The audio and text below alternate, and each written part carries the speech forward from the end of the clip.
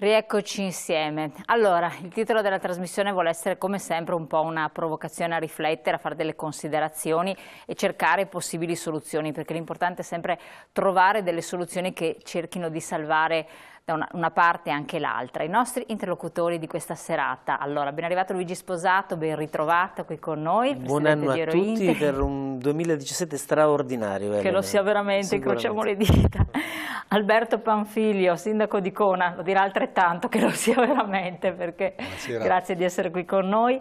Angelo Tosoni, vicepresidente vicario di ANCI Veneto, grazie anche a lei. Anticipiamo subito che ha delle riunioni importanti e quindi penso che non riuscirà a stare fino alla fine, comunque resiste il più possibile, incontri anche in prefettura, insomma vertici strategici. Giorgio Marchetto, Movimento 5 Stelle, buonasera.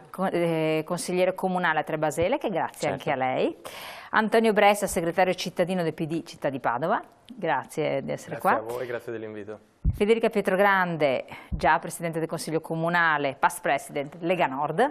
Sì, buonasera a voi. Grazie anche a lei. Leonardo Gallinaro, Ufficio Migrazione della CGIL del Veneto, grazie anche a lei.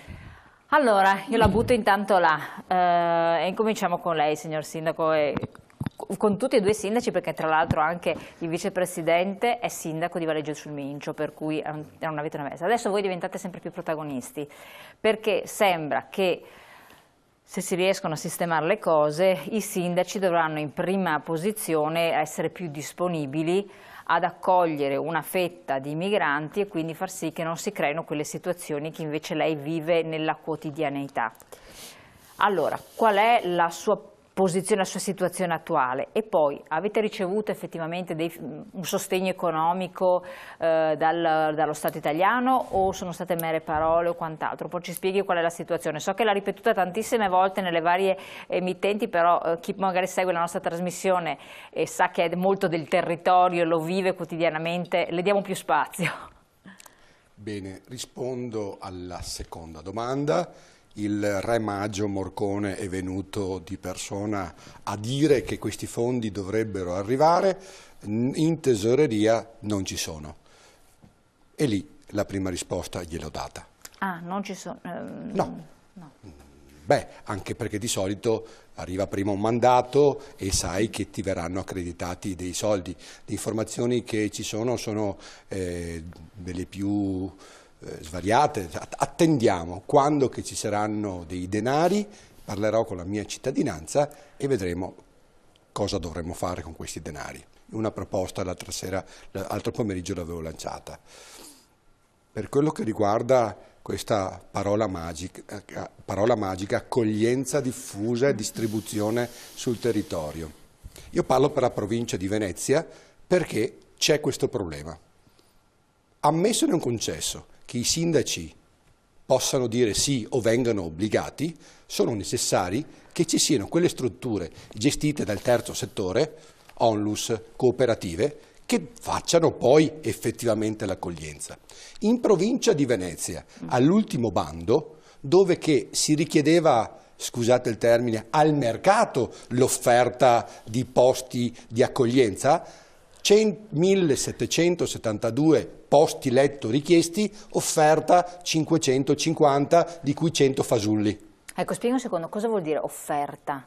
Allora, ai bandi, e non lo SPRAR che è tecnicamente dedicato solamente alle amministrazioni, la prefettura si trova a dover accogliere delle persone su base provinciale e dunque ha necessità di avere cooperative, Caritas, il terzo settore che mette a disposizione dei posti letto, cioè delle abitazioni dove poter accogliere e fare tutte quelle buone pratiche che dovrebbe fare chi accoglie. Prende affitto delle case? Prende in affitto, esatto. Si occupa della somministrazione dei pasti, dovrebbe occuparsi anche della formazione, eccetera, eccetera. Non c'è nessuno che lo voglia fare, cioè 550 su un totale richiesto 1772, e cioè era quella famosa proposta dell'ex prefetto Cuttaia che per sfoltire o svuotare Conetta era necessario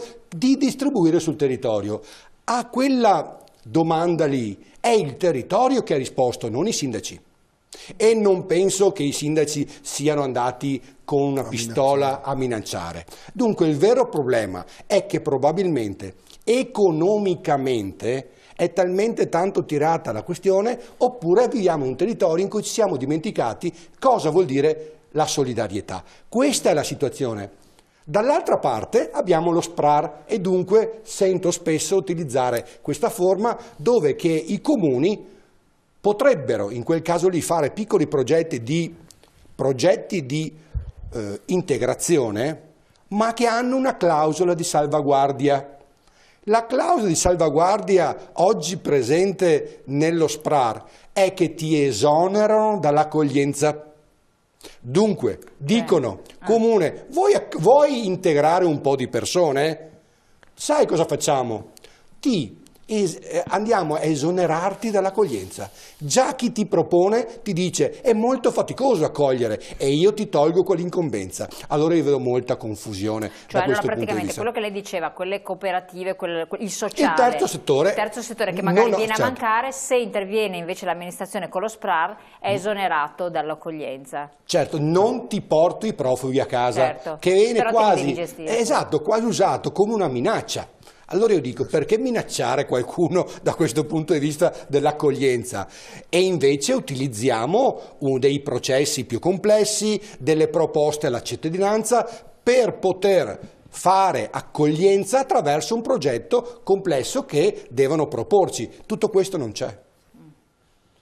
Quindi Cona non si è proposta come allo SPRAR, non ha aderito? No, perché noi prima che arrivassero le 1500 persone avevamo già la microaccoglienza. Io microaccoglienza avevo già 6 ragazzi migranti gestiti da una ottima cooperativa di Padova che oggi mi danno una mano ad esempio ad accompagnare con lo scuolabus i bambini a scuola. Quindi integrati insomma. Sì, integrati no. Però vorrei aggiungere un'altra questione, il problema dell'accoglienza diffusa è che prima o poi l'accoglienza deve finire, cioè una volta definito lo status queste persone devono integrarsi e poi con il profilo lavorativo che si ritrovano come possono entrare nel mondo del lavoro?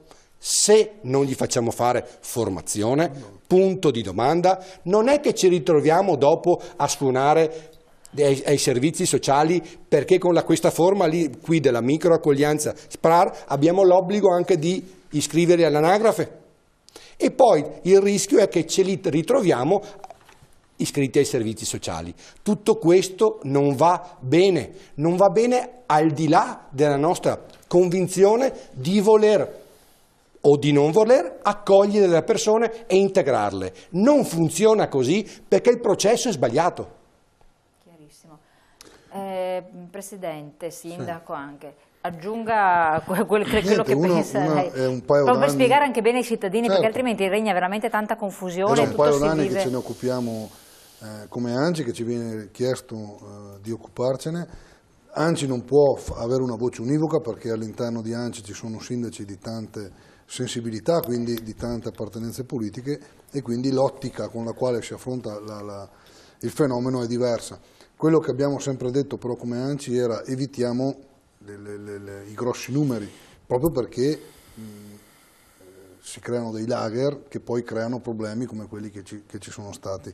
Quindi non entriamo nel merito di governo applica una politica di respingimenti oppure di accoglienza. Per carità, ogni partito fa il suo percorso e sostiene la sua linea. Di sicuro non possiamo portare in Italia tutta l'Africa e questo penso che sia abbastanza sotto gli occhi di tutti. Però sull'aspetto poi dell'accoglienza, uno dei problemi che c'era nel progetto SPRAR era che tu davi la disponibilità come comune ad accoglierne la quota che ti spettava e poi quando aprivano i bandi sui privati la cooperativa ti trovava una palazzina e oltre a quelli che tu avevi nello SPRAR ti arrivava anche una palazzina seguiti dalla cooperativa. Questo impediva, era un po' un muro nei confronti dei sindaci a iniziare il percorso e lì si è fatto qualche passo cercando di dare garanzie ai sindaci che se intraprendono il percorso dello SPRAR non ne arrivano poi da altre vie. Perché garanzia, scusi se la interrompo, sì. Perché siccome molti sindaci poi si sono sentiti esclusi, a volte anche limitrofi, certo. Ne arrivano 10, poi sono diventati 20, 30. È successo anche a Valeggio. Nel mio paese d'estate ero in vacanza, ne sono arrivati 21. Hanno preso in affitto 3 appartamenti, 7 per appartamento, ci sono là 21 profughi, 14 maschi e 7 femmine, e la cooperativa che ha aderito al bando ha detto ho questo spazio, in base alla metratura li hanno mandati.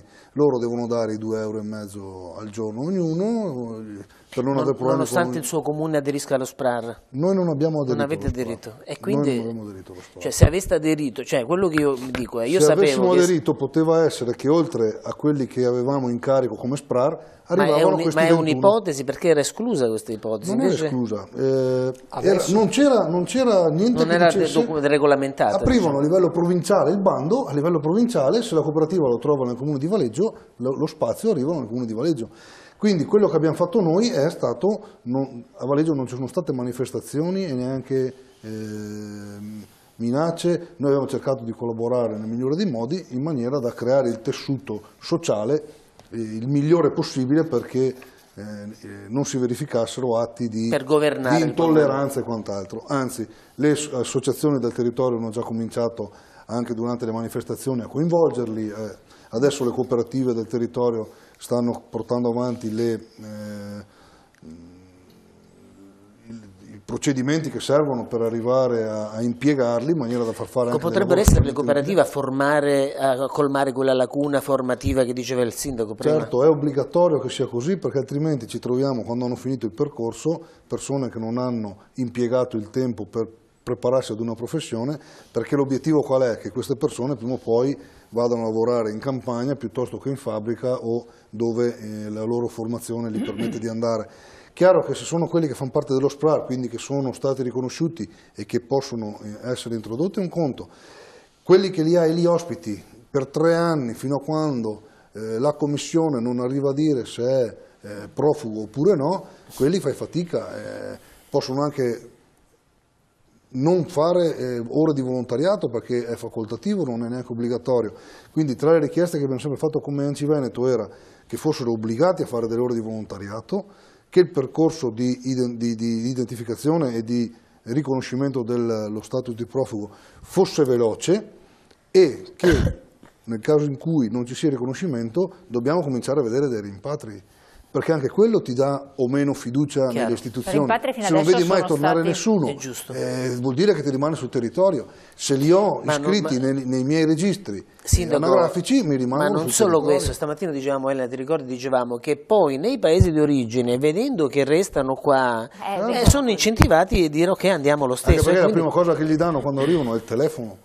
Sì, quindi non è educativo neanche per coloro che magari vorrebbero, vai avanti tu, vedendo che resta qua, pensano che sta bene e magari sono incentivati. Poi vogliamo parlare degli atteggiamenti, nel senso vederli in piazza, sempre col telefono in mano, diventa difficile che le persone, soprattutto quelle che escono anche dal municipio dopo essere andate in cerca di un sussidio, gli viene detto che non ce ne sono, e uscendo dal municipio trovano queste persone che perché ricercano il wifi te li trovi sempre sulle panchine, magari in piazza, non possono rimanere mica neanche sempre in casa.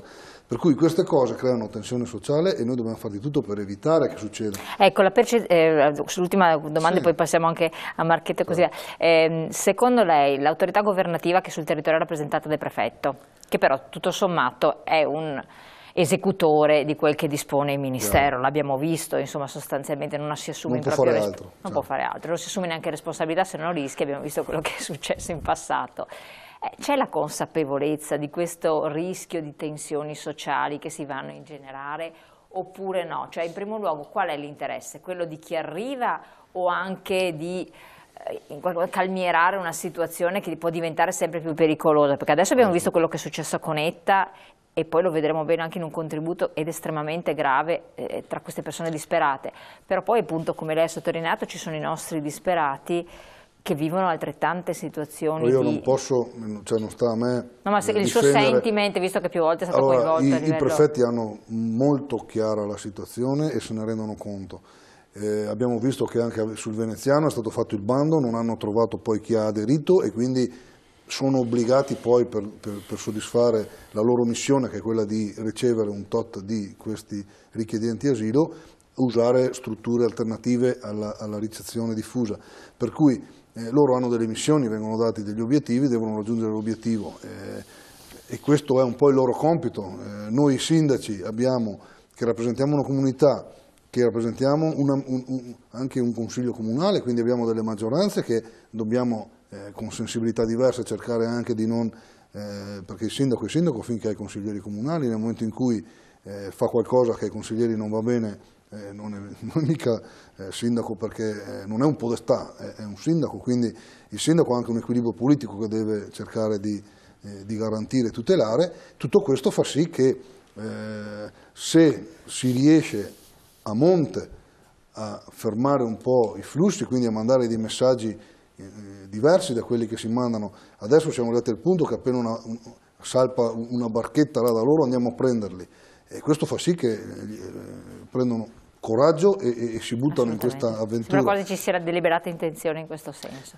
Dobbiamo far passare dei messaggi diversi e probabilmente se le immagini di quello che succede in queste caserme girano, forse è anche quello un'immagine un po' diversa dai ragazzotti in piazza che giocano col telefonino, perché chi parte forse vede che va in una situazione non proprio così piacevole. Felice.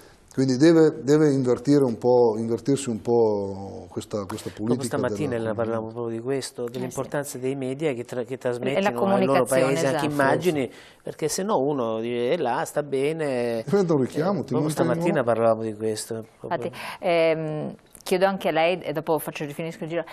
Il Movimento 5 Stelle tra l'altro si è anche pronunciato molto chiaramente sui CIE, su questi specie di hub regionali, dovrebbero essercene 20, allo stato attuale penso che ce ne siano 8 o 9, eccetera. Voi siete contrari, nettamente contrari? Sì, guardi, noi siamo contrari perché stiamo assistendo proprio a una gestione della problematica che ha dell'assurdo. Cioè, noi non dobbiamo dimenticarci che stiamo trattando esseri umani, cioè stiamo trattando persone. Allora, adesso noi stiamo ragionando nel particolare cosa fare nell'attimo della contingenza, eccetera, eccetera, li spostiamo, li accogliamo come diciamo noi con una sorta di accoglienza diffusa. Però il problema è generale, cioè il problema è che in questi ultimi 20-30 anni non c'è stata nessuna politica dell'immigrazione, oppure c'è stata ma è stata fallimentare. Allora, quelli che oggi si prodigano a dire che bisogna cambiare le cose sono gli stessi che all'epoca cosa hanno fatto? Hanno approvato il Trattato di Dublino e hanno in qualche maniera legittimato la situazione attuale. Allora, partendo dal generale, ci accorgiamo che abbiamo tutta una sorta di flussi migratori che viene dall'Africa, dal Maghreb, eccetera, che sono stati generati da cosa? Allora, quelli che scappano perché nel loro stato c'è la guerra, oppure ci sono delle praticamente lotte tra fazioni, tra religioni differenti, sono quelli che avrebbero, diciamo, la caratteristica per chiedere l'asilo politico e quindi avere lo status di rifugiato. Però noi sappiamo bene che queste persone sono in minima parte rispetto a tutti quelli che arrivano in Italia. Allora, per gestire questa cosa, io dico a posteriori, è stato fatto un regolamento, dei regolamenti, dei vademecum, per capire se un immigrato ha lo status di rifugiato o no, che è di una vaghezza totale. Cioè, noi a un certo punto, per tenerli qua tutti, abbiamo creato il requisito di credibilità. Cioè, siccome non si può capire, questo non ha i documenti, vediamo se la persona è credibile. Nel frattempo ce lo teniamo qua. E quando ce lo teniamo qua, allora bisogna capire perché ce lo teniamo qua. Perché sotto c'è il business. Allora, questi esseri umani sono in mano al business. Dobbiamo dire la verità. Se noi togliamo quel contributo di 35 euro che non vanno a loro, ma va a chi li gestisce, io credo che a un certo punto li faremo rimpatriare tutti in 2 minuti. Perché gli americani dicono sempre follow the money, vai dove ci sono i soldi e capisci dov'è il problema. Il problema è lì, allora l'abbiamo visto a Roma e si sta ripercuotendo anche qua. Allora, gli italiani sono un popolo che è stato migrante, siamo andati in Sud America e sappiamo cosa vuol dire. Io mi ricordo da giovani i discorsi che facevano gli anziani, siamo stati in Australia, siamo stati... E non siamo contro a chi scappa perché ha la guerra, eccetera, eccetera. Ma siamo contro al governo, a questi politici che anche a livello europeo non fa niente per tutelare il popolo italiano, cioè il popolo che dice ma ragazzi abbiamo la crisi, non c'è lavoro per noi e andiamo ad accogliere persone, a integrare persone che non hanno nessuna caratteristica di rifugiato e quindi di protezione internazionale, sussidiaria eccetera e li teniamo qua. E cosa fanno? E vanno a lavorare al posto nostro? Ma è un'assurdità completa. Cioè deve esserci un programma rivisto a livello nazionale per dire noi come Italia in questo momento c'è crisi, possiamo accoglierne come si fanno in tutti gli stati del mondo. No, ormai c'è la televisione, si vede l'Australia come fa, abbiamo possibilità di prenderne 10.000 all'anno di quelli extra rispetto a quelli richiedenti asilo. Naturalmente i richiedenti asilo perché c'è la Convenzione di Ginevra del 51 e c'è stata appunto questa normativa e siamo d'accordo su quello. Ma tutto il resto adesso dobbiamo dire stop, basta, facciamo di tutto per rimpatriare chi non ha le caratteristiche, individuiamoli, credo che abbiamo tutti i sistemi per poter capire chi sì e chi no a un certo punto e li mandiamo a casa. Cioè ci domandano le tasse per pagare qualsiasi cosa, cioè la casa è nostra e paghiamo le tasse, abbiamo un tasse su tutto che non sarebbero necessarie perché a un certo punto si paga l'autostrada e paghi il bollo, paghi la tassa sulla casa e paghi l'affitto, cioè c'è una confusione. Allora diciamo i soldi per rimpatriarli devono esserci, devono tornare fuori, si fanno le politiche di rimpatrio. E vedrete che la gente, io l'ho visto anche nel nostro comune, la gente quando gli spieghi questo discorso qua, che c'è il discorso del rifugiato politico e invece ci sono i migranti economici eccetera eccetera, lo capiscono benissimo e passano da fasi di estremo razzismo perché sono presi da quello che ascoltano dei media che fanno terrorismo e passano invece a dire ok siamo d'accordo. Ecco Marchetto, posso fare una domanda? Prego. Questo lei ha fatto un discorso di politica nazionale sostanzialmente, di gestione. Ecco, fermo restando quello che ha detto, condivisibile in parte o in toto quello che ha detto, ma dal punto di vista locale, fermo restando quello che ha detto e con le disposizioni che ci sono, un sindaco cosa potrebbe fare, cosa dovrebbe fare, cosa potrebbe fare di diverso nella gestione di questa problematica? Allora, il sindaco ha un potere, io l'ho visto, è la prima esperienza in consiglio comunale, ha un potere che è tra virgolette enorme, soprattutto se i sindaci fanno rete. Allora, a un certo punto bisogna dire, caro governo, noi siamo sì d'accordo a poterne ospitare, perché bene o male gli immigrati li abbiamo visti arrivare anche dai paesi europei, certo, perché una volta non c'erano rumeni, non c'erano albani, li abbiamo visti arrivare. No? Noi siamo d'accordo nell'ospitare queste persone che sono richiedenti asilo, eccetera, eccetera. Però tu, come Stato, ti devi impegnare ad andare a battere i pugni in Europa e dire Europa, tu ci hai costretto... No, ma questo mi è chiaro, quello che volevo dire io, fermo restando questo aspetto qua che bisognerebbe... Un sindaco con gli strumenti che ha adesso, cosa potrebbe fare di diverso? Guardi, può fare di diverso. In questo momento qua un sindaco ha la posizione più sfortunata di tutti. Perché purtroppo gli vengono imposte delle cose o dal prefetto o dal ministero, eccetera, eccetera, e quindi lui diventa il parafulmine di tutta la cittadinanza che si lamenta con lui. Guarda, ti dico l'esperienza nostra del nostro paese. Abbiamo scoperto che la Caritas sta per inserire 2 o 3 persone, 2 o 3. Lei sui 200. Non era a conoscenza, qui sono 2 o 3, ma la gente ha detto, vabbè, per 2 o 3 su 12.000 abitanti, naturalmente è un numero irrisorio. E si riescono a gestire in famiglia, eccetera. Ma pensiamo se come è successo al sindaco, ne arrivano 1.200-2.000 e non può dir di no. Cioè, si trova, come dire, il terremoto. Succede il terremoto ed è la colpa al sindaco. Cosa può fare? Quindi dice, non siete coinvolti, non siete partecipati? No, allo stato attuale il sindaco non è lo sceriffo che c'è in Texas, per fortuna, però a un certo punto devono fare rete tra di loro, andare al ministero e dire non ne possiamo più, come è stato fatto per il patto di stabilità. Chiarissimo. Allora, torniamo su questi temi, sentiamo anche gli altri nostri interlocutori, però c'è la pubblicità che incombe, quindi pochi secondi di pubblicità.